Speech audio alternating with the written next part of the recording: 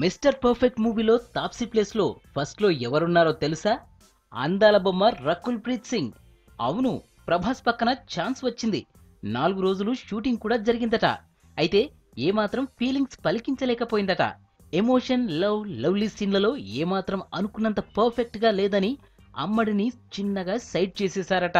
ఇప్పుడు అదే హీరోయిన్ కోసం నిర్మాతలు పోటీ పడటం చూస్తూ ఉంటే చిత్రంగా ఉంది అంటోంది. ఇవన్నీ ఎవరో చెప్పలేదు, ఈ పంజాబీ బ్యూటీనే స్వయంగా చెప్పుకుంటోంది.